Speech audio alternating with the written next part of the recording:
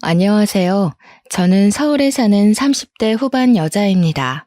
저는 2년여간의 결혼 생활을 끝내고 지금은 엄마로 커리어 우먼으로 행복한 나날을 보내고 있어요. 하지만 이렇게 되기까지 시행착오와 고충이 많았답니다. 제 짧은 결혼 생활을 들려드리는 것이 어떤 분들에게는 도움이 될 수 있을까 해서 이렇게 사연을 보내게 되었습니다. 요즘 젊은 사람들은 결혼 생각이 없다고들 하죠. 저도 그랬어요. 결혼 자체 부정적이라기보다 결혼보다 일로서 자아 실현을 하고 싶은 마음이 컸죠. 한국은 OECD 국가 중 여성 임원 비율이 가장 낮다고 하잖아요. 저는 그냥 회사원으로 제 커리어를 끝내고 싶은 생각이 없었어요. 저는 대학생 때부터 회사에 들어가면 높은 자리로 올라가고 싶다는 야망을 품었습니다. 물론 현실은 녹록지 않았죠. 제 꿈이었던 광고업계에 들어갔지만 박봉인데다 매일매일 살인적인 스케줄로 다크서클만 늘어갔어요. 한 달에 야근하는 날이 15일 이상이었으니 말 다 했죠. 이래저래 치이다 보니 짧은 연애만 반복하다 30이 훌쩍 넘어 있었습니다. 저에게 다가오는 남자들은 저처럼 일 좋아하고 야망이 있는 남자들이었어요.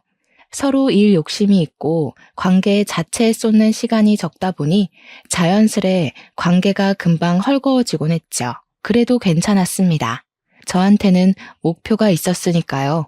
그런데 30 중반이 되어가다 보니 친구들이 아기 낳은 것을 보니 조금 부럽긴 했어요.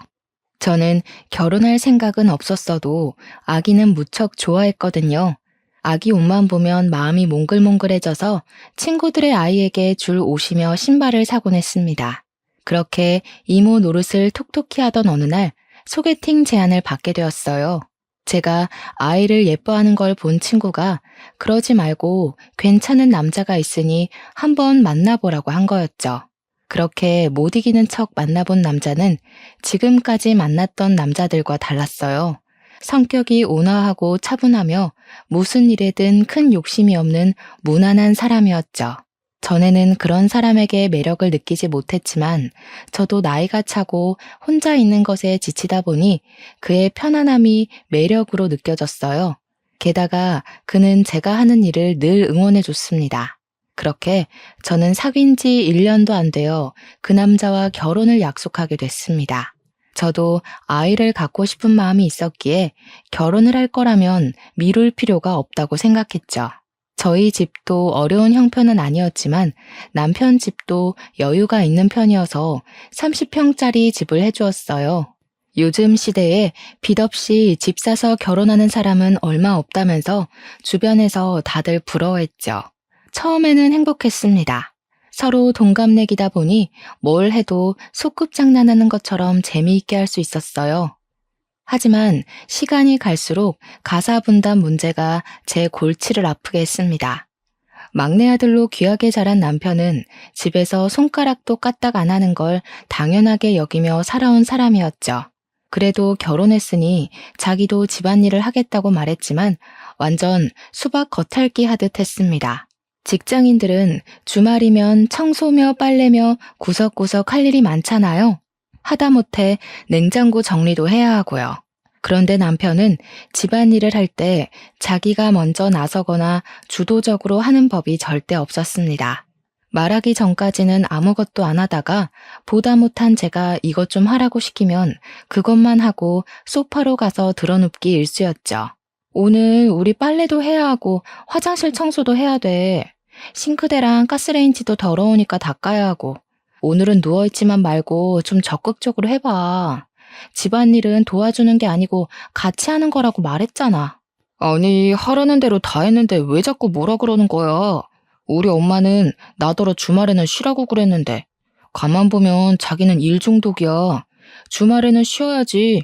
주중에도 일하고 주말에도 일하면 도대체 언제 쉬어? 나는 혼자 쉬는 시간이 필요한 사람이라고. 나 좀 내버려둬. 사람이 둘이라 집안일은 2배인데 남편은 10분의 1 목밖에 일을 하지 않았어요. 잔소리하며 일 시키는 게 사람 피곤하게만 하는 일일까봐 웬만하면 그냥 내가 하고 말지 하고 몇 번 넘어갔던 게 남편의 무책임한 태도를 더욱 굳히는 일이 되고 말았습니다.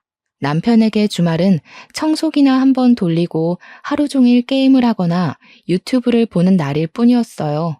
그러면서도 집안 행사가 있을 때면 자기가 집에서 얼마나 일을 많이 하는지 아느냐고 생색을 내곤 했습니다. 엄마 아빠는 내가 우리 집에서 얼마나 일을 많이 하는지 모를걸? 우리 지아 힘들까봐 무거운 것도 다 들어주지. 청소기 돌리는 건 이제 내 담당이야. 나는 완전 청소기랑 한 몸이라니까. 나 집에서는 집안일 한 번도 안 해봐서 세탁기 돌릴 줄도 모르고 설거지도 할 줄 몰랐잖아. 이제는 설거지 박사라니까. 남편의 과장에 저는 어이가 없었죠. 아무리 좋게 봐줘도 남편이 가사에 참여하는 건 절반도 채 안 됐거든요. 남자들에게는 집은 청소를 안 해도 깨끗하게 유지되고 음식을 먹고 나면 뒤처리는 요정이 와서 해주는 걸로 아는 게 아닐까요? 남편은 집안일이라는 게 밖에 나갔다 오면 저절로 되어 있는 걸로 착각하는 것 같았습니다. 남편이 그렇게 집안일을 많이 한다면서 과장을 할 때마다 시어머니의 따가운 눈초리를 느껴야 했습니다. 감히 네가 내 귀한 아들에게 일을 시켜? 라는 기색이 역력했죠. 그렇게 귀한 아들을 집안에서 아무것도 안 하는 사람으로 키워 저를 고생시킨다는 것도 모르고 말이죠. 당신이 무슨 집안일을 그렇게 많이 한다고 시부모님 앞에서 그렇게 생색을 내? 누가 보면 우리 집 일 당신이 다 하는 줄 알겠어. 설거지도 10번이면 내가 7번 하는데 그게 어떻게 당신이 다 하는 거야? 자기야말로 뭐 그런 걸 가지고 따지고 그래. 그냥 하는 말이잖아. 그럼 내가 집에 와서 쉬지도 못하고 집안일 하는데 엄마 아빠한테 그런 말도 못해? 당신이야말로 너무하는 거 아니야? 꼭 그렇게 사사건건 시비를 걸어야 해? 남편은 좀처럼 말귀를 못 알아들었어요. 그야 자기 딴에는 그 정도가 집안일을 엄청 많이 하는 거니까요. 아내는 엄마와 달리 자기에게 일이나 시키는 마녀라도 되는 것처럼 여기고 자기 생각을 바꾸려 하지 않더군요. 슬슬 결혼을 잘못한 건가 하는 생각이 들기 시작했습니다. 그래도 그때는 결혼 초기이기도 하고 최악의 상황까지 생각하지는 않았죠. 그러다 결혼한 지 얼마 안 되어서 시아버지가 쓰러졌습니다. 평소에 늘 소화가 안 된다고 하시더니 대장암 3기 판정을 받게 된 거였어요. 상태가 좋지 않았던 시아버지는 수술받고 항암 치료를 받는 기간 내내 입원해 있었습니다. 식사도 잘 못하시고 거동도 불편하셔서 화장실을 가야 할 때마다 누군가 옆에서 도와드려야 했지요. 남편의 2살 많은 누나가 시아버지 병원과 가까운 곳에 살아서 어머니 대신 병원을 지키는 일이 많았어요. 형님 부부는 병원에서 15분 거리에서 둘이 함께 가게를 운영하고 있었습니다. 아무래도 형님이 병원에 갈 일이 많다 보니 아주버님이 혼자서 가게를 운영해야 하는 일이 자꾸 생겼죠. 2사람은 고민 끝에 가게에 아르바이트생을 두기로 했죠. 시어머니는 저희가 형님 부부에게 금전적인 부분이라도 도움을 주기를 바랐습니다. 하지만 이미 병원비의 절반 이상을 저희 부부가 대고 있는 상황이었고 형님 부부를 도와드리고 싶어도 여유가 없는 상황이었어요. 며느리가 돼가지고 시아버지가 아프다는데 와보지도 않고 너무하는 거 아니니? 나랑 우리 미연이한테 다 맡겨놓고 코빼기도 안 비친다는 게 말이 돼? 우리가 영훈이를 어떻게 키웠는데 너희들한테 이렇게 냉대를 당할 줄은 몰랐다. 솔직히 이해가 잘 안 됐습니다. 남편은 본인의 직장이 시아버지 병원이랑 가까운데도 일주일에 한 번 들를까 말까인데 남편에게는 아무 말도 안 하고 저한테만 뭐라고 하셨으니까요. 어머니 죄송해요. 저는 회사가 너무 반대 방향이라서 가보기가 어려운데 그래도 영훈 씨 회사가 병원에서 가까우니까 형님이 힘드신 날에는 영훈 씨라도 가서 도와드리라고 할게요. 뭐? 영훈이더러 간병을 하라고 한단 말이니? 너 정말 너무하는구나. 집까지 사주면서 결혼시켜줬더니 영훈이한테 집안일을 다 시키는 것도 모자라서 이제는 간병까지 시키겠다는 거냐? 너는 네 일을 남편이랑 신우한테 다 떠넘기면 마음이 편하니? 어머니, 잠시만요. 말은 바로 하셔야죠. 제가 형님이나 영훈 씨한테 제 할 일을 떠넘긴 건 아니죠. 아버님 간병이 저 혼자만의 일이 아니잖아요. 엄밀히 말하면 2사람은 자식이고 저는 며느리인데 왜 저한테 책임이 다 있는 것처럼 말하세요? 그리고 저는 영훈 씨한테 집안일 다 시킨 적 없어요. 오히려 집안일 분배가 제대로 안 돼서 더 힘들다고요. 뭐야? 집안일 분배가 제대로 안 돼? 하여튼 요즘 애들 생각하는 거하고는 무섭다 무서워. 너는 그럼 집안일을 남편이랑 5대5로 자로재듯 딱 나눠서 해야 속이 시원하다는 거니? 여자가 돼가지고. 그리고 네 친아빠가 아니니까 시아버지 돌볼 책임이 아예 없다는 거야 뭐야? 어떻게 교육받으면 그런 말이 나와?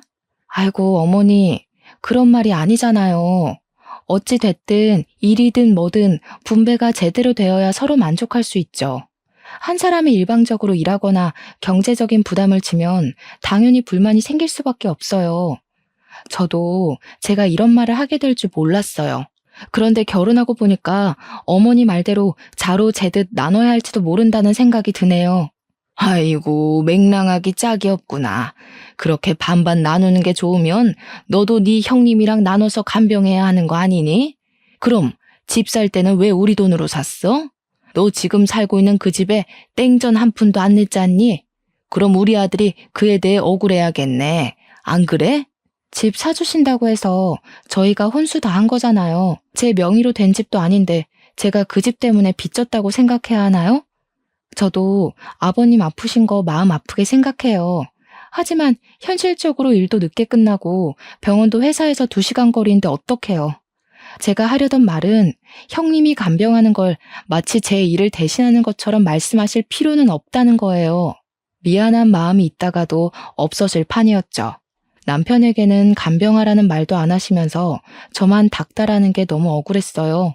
저희 부부가 병원비를 가장 많이 내고 있다는 건 말도 못 꺼냈죠. 그것까지 말했다가는 아픈 시아버지 두고 계산기나 두드리는 못된 요즘 것으로 못이 박혀버릴 것 같았어요. 너무 말이 안 되는 말로 똘똘 뭉쳐 있으니까 어느 것부터 반박해야 할지 알 수가 없었어요. 솔직히 제 입장에서는 할 말을 한 것뿐인데 시댁이 사준 집에 공짜로 살면서 도리는 다 하지 않는 나쁜 며느리가 된 것 같았습니다. 그래도 너무 딱딱하게 군 거 아닌가 싶어서 주말에 시간 날 때마다 시아버지에게 가보려고 노력했습니다. 친정 부모님한테는 몇 달에 한 번 갈까 말까였는데 말이죠. 문제는 남편이었습니다. 나 토요일에 아버님한테 갔다 와야 하니까 당신이 집안일 좀 해놓을 수 있지? 저번처럼 또 어머니한테 고자질하지 말고. 원래 같이 가야 하는데 당신이 일 있다고 못 가는 거니까 집안일은 제대로 해놔야 돼. 나도 갔다 와서 다음 주 발표회의 준비해야 하니까 저번처럼 대충 해놓으면 안 된다. 남편은 걱정 말라며 늘 큰 소리를 쳤지만 막상 집에 와보면 집안은 그대로였습니다. 오히려 더 어질러져 있을 때도 있었죠. 남편과 함께 병원에 갈 때도 마찬가지였어요. 시아버지 심부름부터 팔, 다리 주물러드리는 일까지 모두 다 제 차지였습니다. 남편은 환자용 침대나 의자에서 게임을 하기가 일쑤였고 아예 휴게실에 가 있을 때도 있었어요. 결혼한 지 얼마 안 돼서 알게 되었습니다. 남편은 부모랑 같이 있으면 무조건 손가락 까딱 안 하는 막내 아들 모두가 된다는 걸요. 남편이 안 하는 일은 당연히 제 차지가 되었고요. 당신 게임 좀 그만하고 아버님 화장실 좀 데려다 드려. 가습기 물도 좀 갈아놓고. 집에서든 여기서든 가만히 있는다고 일이 저절로 되는 게 아니라고 했잖아. 아이고, 그 잘난 거 하면서 지 남편한테는 아주 유세다 유세야. 너는 네 시애미랑 시누이가 일주일 내내 고생해서 시아버지 돌봤으면 입 꽉 다물고 네가 해야지 어디 남편을 들들 볶아? 내 귀한 아들이 왜 저런 취급받으면서 살아야 하는지 알 수가 없네. 시어머니는 저에게 시아버지 간병을 못 시키는 게 못내 억울하셨나 봅니다.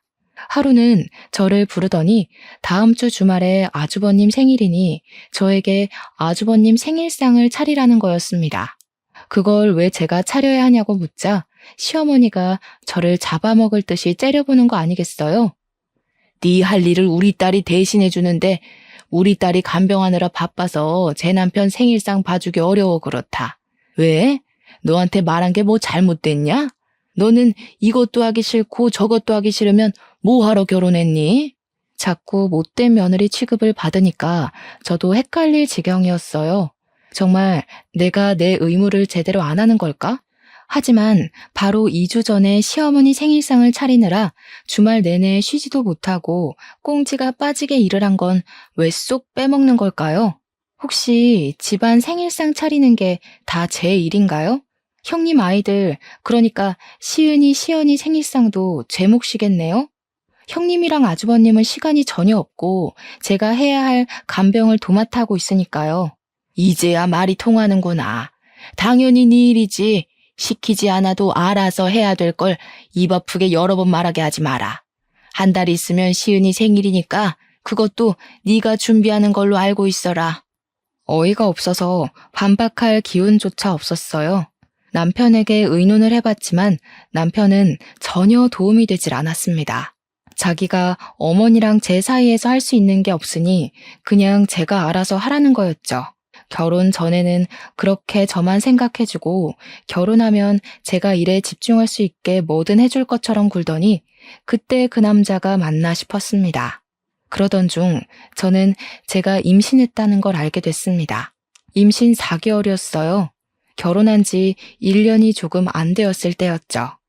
그렇게 기다리던 임신이었건만, 그렇게 아이를 좋아했건만, 이미 지칠 대로 지쳐버린 저는 임신을 마냥 기뻐할 수가 없었어요.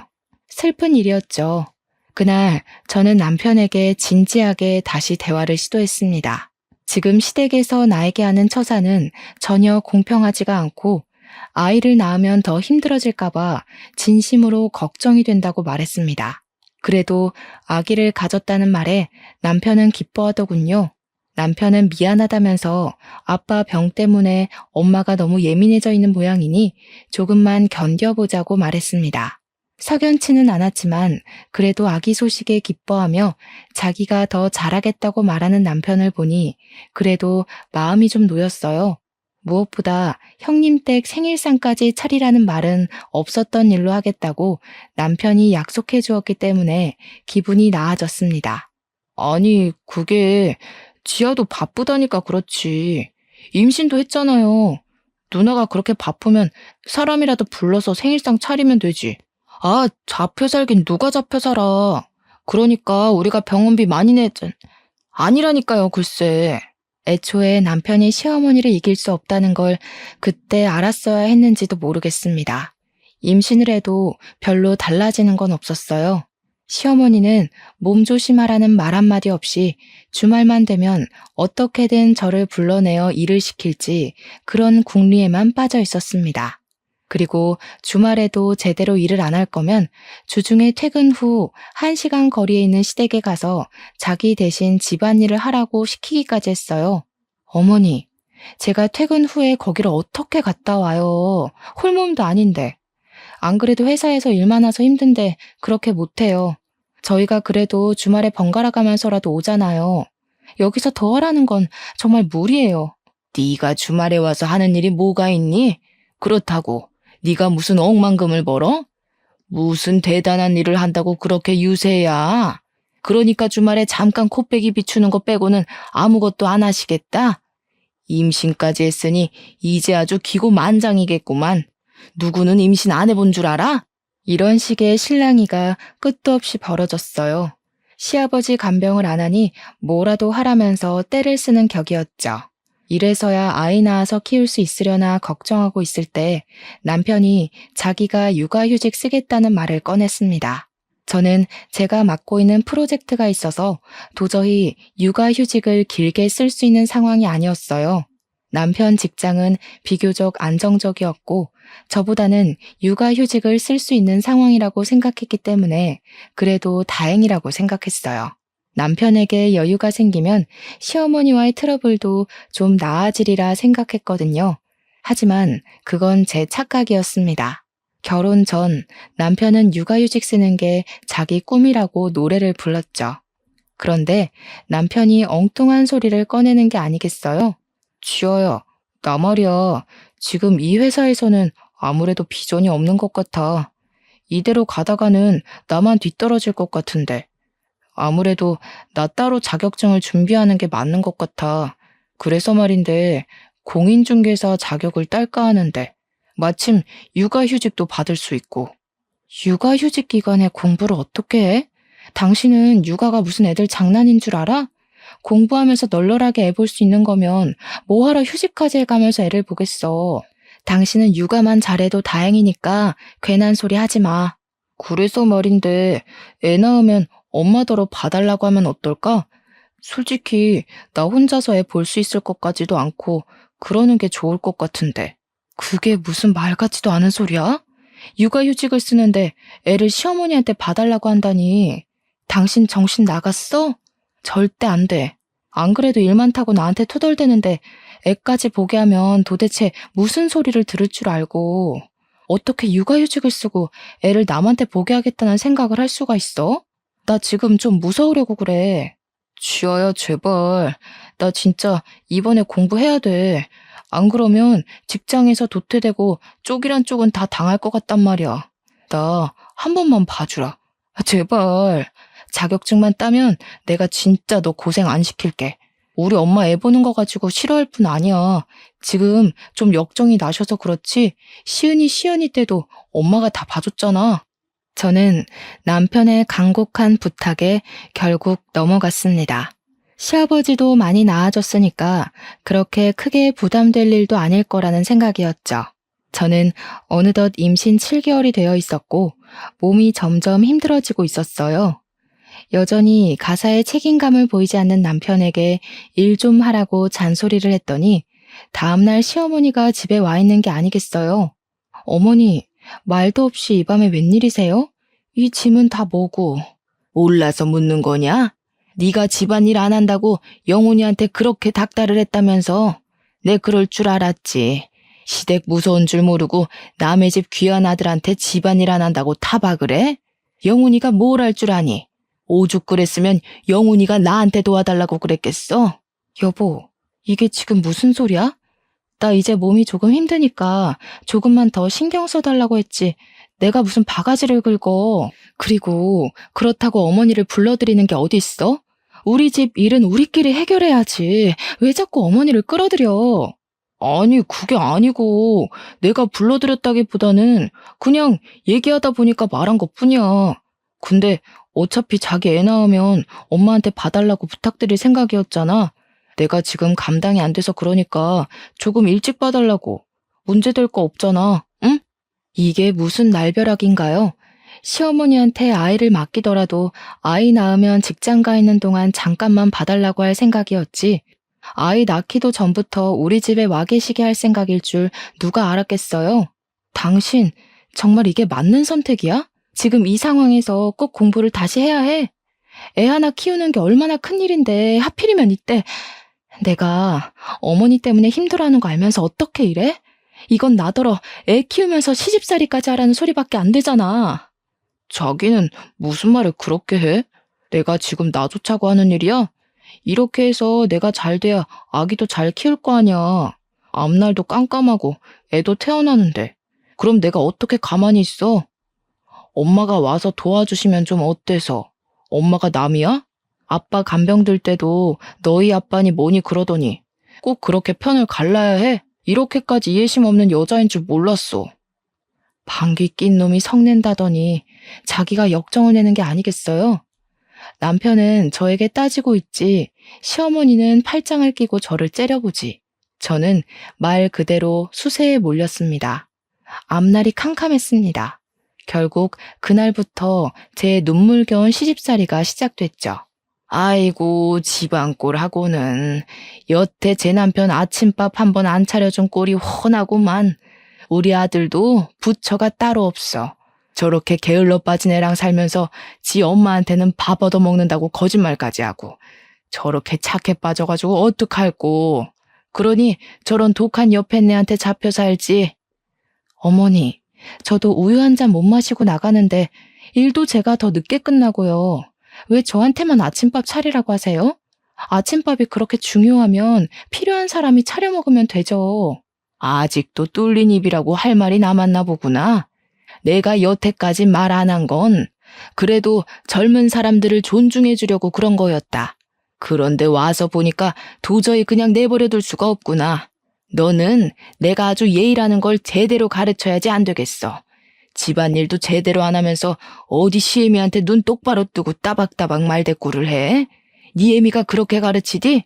시어머니는 임신 8개월이 다 된 저에게 집안일을 가르친다면서 사사건건 참견하고 못살게 굴기 시작했어요. 임신했다고 손가락 까딱 안 하려는 생각이거든. 꿈 깨라 이거야. 우리 때는 임신 직전까지 밭일하고 증조 할아버지 밥상까지 받으렸다고. 너희들이 지금 하는 일이 그게 뭐 힘든 일인 줄 아니? 이 옷 개놓은 거. 이거 좀 봐라. 이런 거 하나 못하면서 무슨 말이 많아? 여기 바닥 더러운 거 보이지? 얼른 다시 닦아라. 하소연할 때가 마땅치 않았던 저는 제 친구에게 제 상황을 말했어요. 그랬더니 친구는 지금이 무슨 조선시대냐면서 저 대신 화를 내주었습니다. 지금 당장 그 집에서 나오라면서요. 하지만 그 집에서 당장 나온다고 답이 나오는 게 아니었기 때문에 저는 꾸역꾸역 버티고 있었어요. 임신한 몸으로 시어머니한테 구박당하고 사는 걸 엄마 아빠가 알면 얼마나 슬퍼할지 알았기 때문에 친정으로 가는 건 정말이지 피하고 싶었거든요. 몸은 점점 힘들어지는데 시어머니는 여전히 저를 부려먹지 못해 안달이었죠. 임신한 저에게 파스 사오라, 쓰레기 내다 버려라, 심부름 시키는 건 물론이고 아들 먹여야 한다면서 사골국까지 끓이게 했습니다. 제가 먹는 것도 아니고 영우 씨 먹을 사골국을 끓이라는 건가요? 임신한 저한테 집안일 시키는 것까지 모자라서 사골국까지 끓이라고요? 일을 시켜도 미꾸라지처럼 빠져나갈 궁리만 하면서 누가 들으면 네가 집안일을 다 아는 줄 알겠다. 네 남편 먹을 사골국 끓이라는 게 그렇게 억울해? 사골국 끓이면 다 같이 먹지 영훈이만 먹을까 봐? 생각하는 게 어쩜 저렇게 못됐을꼬. 저러니 우리 아들이 죽어나지. 얼마 뒤 시어머니가 그때까지 요양원에 있던 시아버지를 저희 집으로 데리고 들어왔습니다. 저는 더 이상 말할 힘도 없었지만 그래도 제 허락 없이 시어머니에 이어 시아버지까지 데리고 들어온 것에 대해 남편에게 따졌습니다. 그랬더니 남편이 한다는 말이 어차피 자기 집인데 무슨 상관이냐는 거였어요. 집 명의가 자기 앞으로 되어 있으니 자기 마음대로 해도 된다는 말이었죠. 기가 막히고 코가 막힐 노릇이었습니다. 시어머니는 저에게 시아버지 밥상을 제대로 차리라면서 또 사람을 들들 볶기 시작했고요. 아픈 사람한테는 음식 잘해 먹이는 것만큼 좋은 게 없어. 임신했다고 손 놓고 있을 생각하지 말라 그랬지? 며느리가 됐으면 시아버지 몸에 좋다는 게 뭔지 알아서 착착해서 갖다 바쳐야지. 자기 남편 친구와 소개팅을 해보라며 등 떠밀었던 친구 서연이는 제 얘기를 듣고 미안해서 어쩔 줄을 몰라 했어요. 지아야, 너 진짜 괜찮은 거야? 누가 옆에서 수발 들어줘도 모자랄 판에 시아버지 수발까지 들라고 했다니 그 집 식구들 진짜 정신 나간 거 아니야? 영훈 씨 사람 좋게 봤는데 널 그렇게 만들고 본인은 육아휴직한다고 좋아하다니 진짜 이럴 줄은 몰랐어. 어떡하니 지아야? 우리 시댁도 좋기만 한 건 아니지만 그래도 그건 진짜 아닌 것 같아. 서연이 네가 이럴 줄 알았겠니? 네 탓 아니니까 너무 신경 쓰지 마. 나도 이제는 어떻게 해야 할지 모르겠어. 시어머니는 툭하면 시아버지 제대로 모시라고 그러는데 나더러 대체 어떻게 하라는 건지도 모르겠고 남편이란 사람은 육아휴직하고 공부하겠다더니 쉬는 날엔 집안일도 안 하고 공부도 안 하고 게임만 하고 있으니 그러다 진짜 아이 잘못되지 않을지 우리 집에라도 오라고 하고 싶은데 여기도 애 키우느라 전쟁터라서 내 생각엔 엄마 아빠한테 미안하더라도 집으로 들어가는 게 좋을 것 같아. 지금은 그 방법밖에 없어. 아무리 생각해도 그 집에서 애 낳고 사는 건 답이 아닌 것 같아. 임신한 사람한테 집안일을 시키고 아픈 시아버지 수발까지 들라니. 정말 그럴까? 정말 여기서 나가는 것밖에는 방법이 없는 걸까? 내가 결혼하라고 등 떠밀어 놓고 이렇게 말하기가 나도 정말 미안하기도 하고 황당하기도 하고 그런데 지아야, 너 똑똑한 애잖아. 이제는 정신 바짝 차려야 할 것 같아. 임신해서 두렵고 막막할 거라는 건 아는데 콩이를 진짜 생각한다면 어떻게 하는 게 맞는 건지 생각해보는 게 좋을 것 같아. 그 길로 저는 결국 짐을 싸기로 했습니다. 산달이 거의 다가오고 있었어요. 토요일 짐을 싸고 있는데 창밖을 보니 눈이 내리고 있더군요. 남편은 친구 만나러 나갔고 시어머니와 시아버지는 병원에 가는 날이었어요. 그날이 기회라고 생각했습니다. 친구들이 임신 축하한다며 사다 준 아기용품들을 어떻게 해야 하나 쳐다보다가 그냥 두고 가기로 했습니다. 그때 초인종이 울렸어요. 친구 서연이가 눈을 맞으며 서 있었습니다.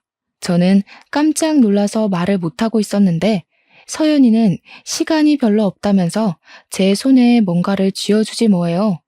손을 펴보니 그건 손가락만한 작은 토끼 인형이었습니다. 그거 녹음기야. 휴대폰에 달아놔. 인형을 꾹 누르면 녹음이 시작되니까 지금부터 시어머니가 뭐라고 그러면 일단 인형부터 눌러. 너 결혼한 지도 얼마 안 됐고 자잘하게 괴롭히는 걸로 이혼 소송하려면 증거가 필요하니까 그때마다 휴대폰 녹음 누르기 힘들 거 아니야. 사실은 이제 집을 나갈 거라는 말을 하기도 전에 서연이는 가버렸어요. 저는 분홍색 인형을 손에 가만히 쥐어보았습니다.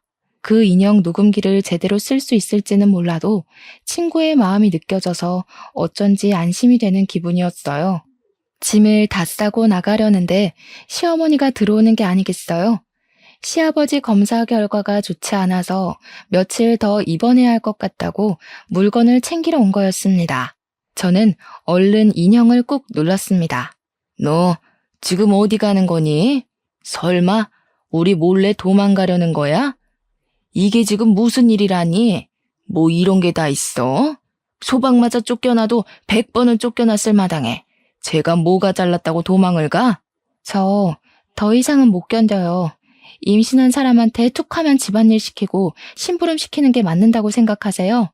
그것도 모자라서 아픈 시아버지 수발 안 든다고 닥달하셨잖아요. 여태까지 별일 없었던 것만 해도 다행인 줄 아세요. 여기가 영훈 씨 명의로 된 집이라는 이유만으로 저한테 아무런 동의도 받지 않고 어머니 아버지 다 멋대로 들어와 살고 계시고요. 이 개집애가 말하는 꼬락서니 좀 봐. 내가 그러니까 너를 안 이뻐하지. 네가 제대로 했으면 손주 임신한 너한테 그러겠니? 그래, 막말로 임신한 너한테 일 좀 시켰다. 그럼 좀 어때서? 네가 며느리가 돼가지고 해야 할 도리를 하나도 안 하니까 이렇게 된 거잖아. 시아버지 수발 좀 들라 그러면 내 아빠도 아니니 어쩌니 하면서 내 속을 긁어놨어, 안 긁어놨어?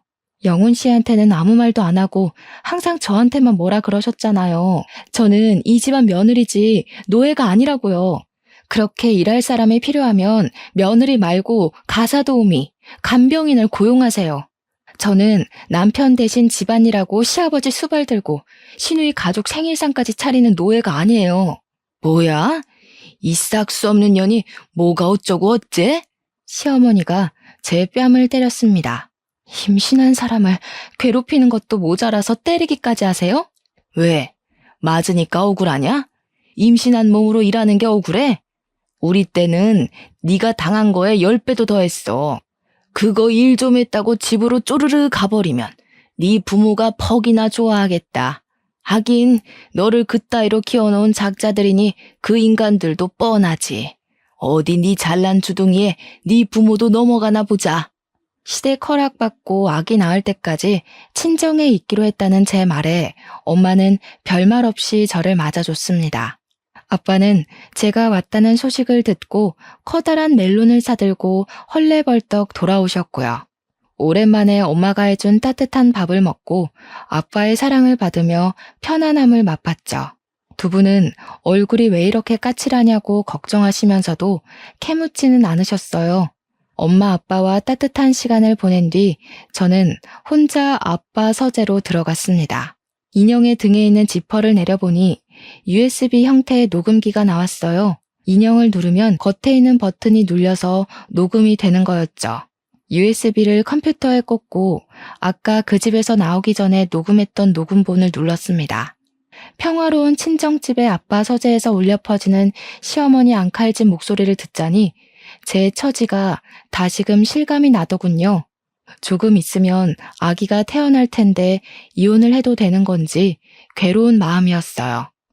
그때 아빠 목소리가 들려왔습니다. 치아야, 이게 다 무슨 소리냐? 이거 네 시어머니 목소리 아니니? 지금 네 시어머니가 너한테 이렇게 말한 거야? 임신한 애한테 이게 대체 무슨 소리라니? 이거 처음 있는 일도 아닌 것 같은데. 여태 왜 말 안 했어? 이래서 집에 온 거구나? 아이고, 아빠는 그것도 모르고. 지아야, 너 괜찮은 거야? 아빠, 이게 그러니까 나는 정말 괜찮은데 콩이 때문에 어떻게 해야 할지 모르겠어요. 그 집에서 내가 콩이 낳고 잘 살 수 있을지 이럴 줄 모르고 결혼했나 싶고 콩이한테 너무 미안해요. 엄마 아빠한테 이런 모습 보이게 된 것도 죄송하고 제가 원하던 삶은 이런 게 아니었는데 그냥 열심히 산 것뿐인데. 지아야, 울지 마. 너 잘못한 거 하나도 없어. 울기는 왜 울어? 사람이 실수를 할 수도 있는 거지. 그렇다고 곧 애 낳을 사람이 그렇게 속을 썩이면 어떡해? 엄마 아빠한테 얼른 말하고 도움을 받았어야지. 아이고, 아니다. 아빠도 잘못 생각했어. 나는 네가 워낙 야무지니까 시댁에서도 어련히 알아서 잘하리라고 안심하고 있었지 뭐야. 아빠, 실망시켜드려서 죄송해요. 잘 사는 모습 보여드리고 싶었는데 예쁜 손주 낳아서 행복하게 해드리고 싶었는데. 이 녀석아, 우리는 네가 있는 것만으로도 행복해. 네가 네 꿈을 향해 열심히 나아가는 게 얼마나 자랑스러웠다고. 이훈 그거 까짓 거 별거 아니야. 아빠 친구 세용이 알지? 걔 딸이 이혼 전문 변호사인데 들어보니까 별별 더러운 꼴이 다 있더라고. 이혼을 쉽게 하는 건 아니지만 아니다 싶으면 빨리 하는 것도 답이야. 아빠가 잘 알아봐 줄 테니까 걱정하지 말고. 아빠 얘기를 들은 엄마는 자고 있는 저한테 와서 한참을 머리를 쓰다듬으셨어요. 저는 잠에서 깼지만 눈물이 나는 게 들킬까봐 가만히 있었죠. 엄마도 저도 조용히 울었습니다. 콩이는 무사히 세상에 나왔습니다. 시어머니의 핍박이 없는 곳에서 마음이 편하게 산후조리까지 했고요. 산후조리가 끝날 무렵 이혼 전문 변호사라는 아빠 친구의 딸을 만났습니다. 제 친구 서연이도 제 아이를 안고 찾아왔어요. 전 토끼 인형 녹음기가 큰 도움이 됐고 앞으로도 도움이 될 거라고 서연이에게 말해줬죠. 서연이는 제 손을 꼭 잡아줬습니다.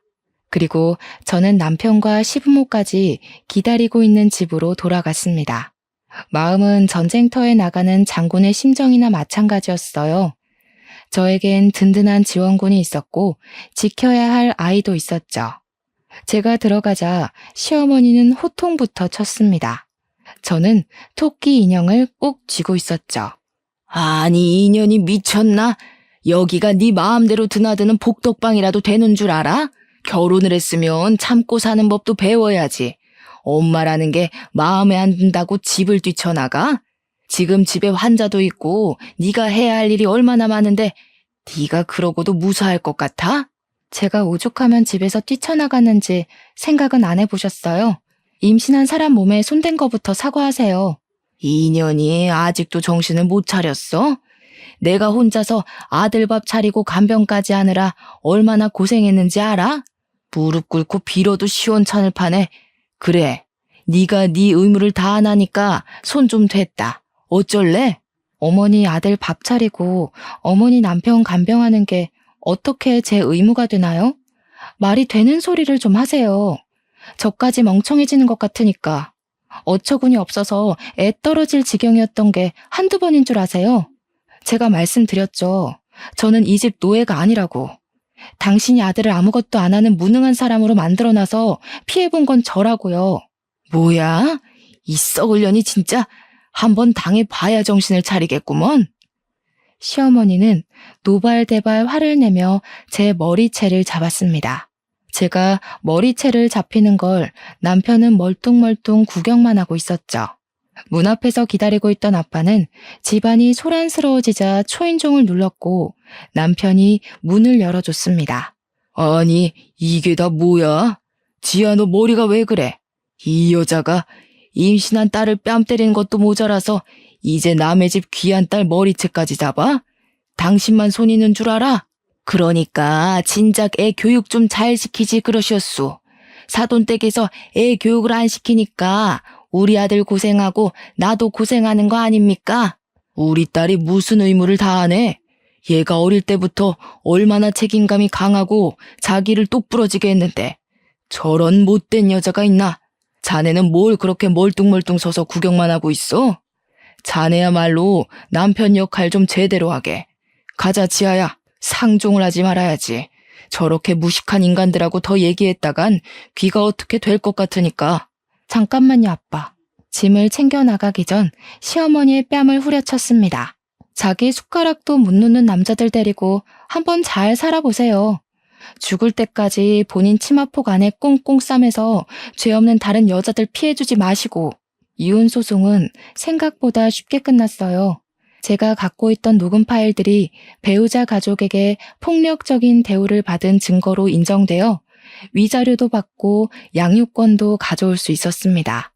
토끼 인형을 받기 전부터 가끔씩 휴대폰으로 녹음을 해놨거든요. 결혼 기간이 짧아서 위자료가 큰 금액은 아니었지만 그건 그렇게 중요한 일이 아니었어요. 제가 마음의 평화를 찾고 제 일에 대한 열정을 찾은 게 훨씬 더 중요한 일이었으니까요.